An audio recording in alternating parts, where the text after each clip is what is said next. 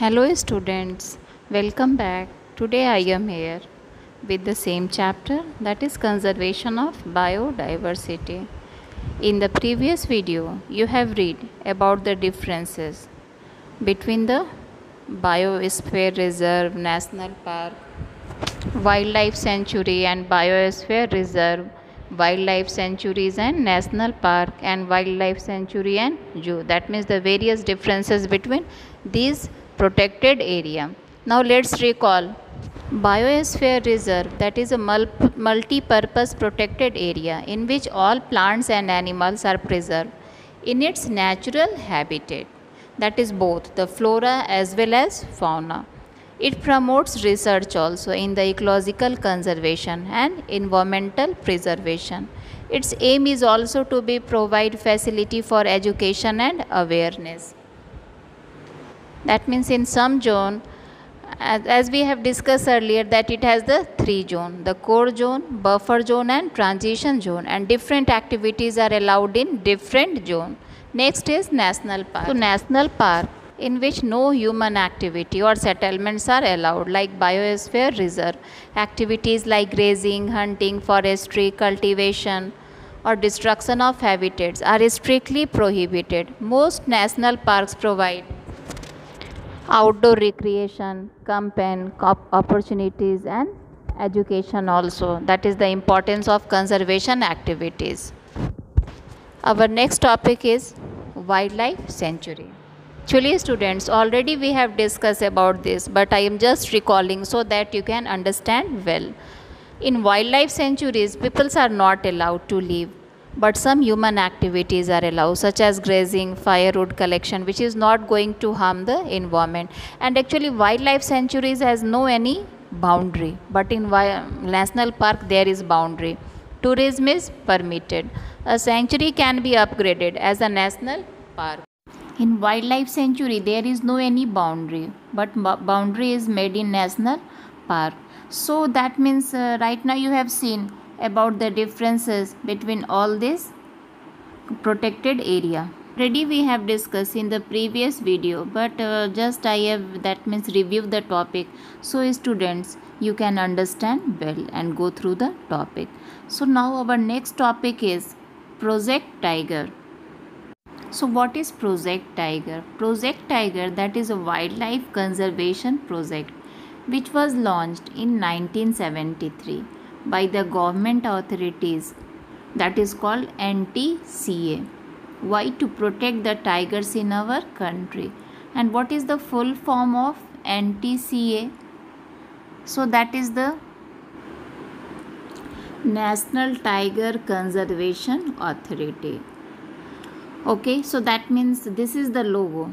The picture that you are watching, that is the logo of NTCA. So that means the tiger, that is a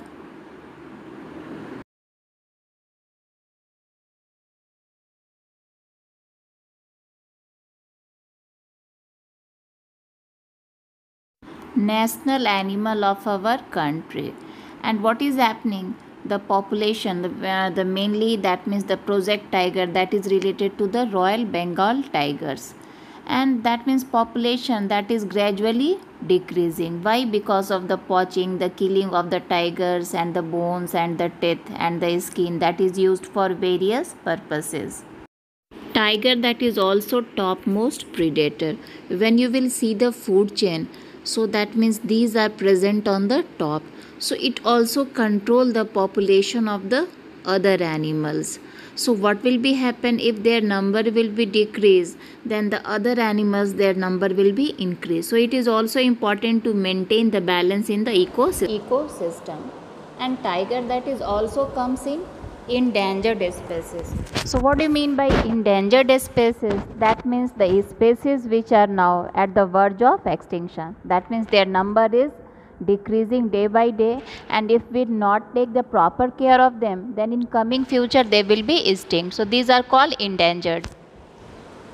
Actually the number of tiger around 1890 or 1900, that was 40,000. But that means at the time of starting of this project their number is around, that means you can say the less than 2000. But nowadays their number is around 4,000. So that means the number is gradually increase because of this project.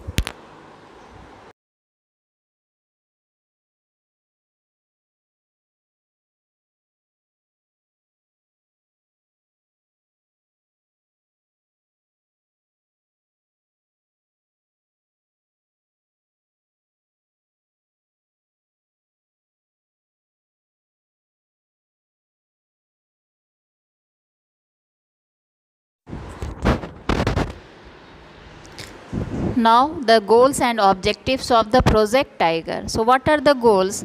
The Project Tiger was meant to identify the limiting factors and to mitigate them using suitable management. So that means the number could be maintained.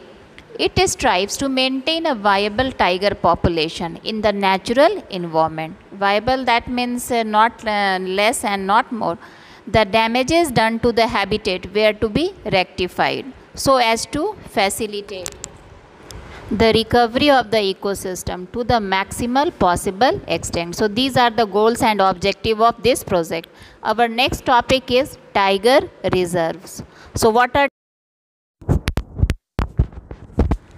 tiger reserves and the important tiger reserves we will study in next video. Okay, thank you students.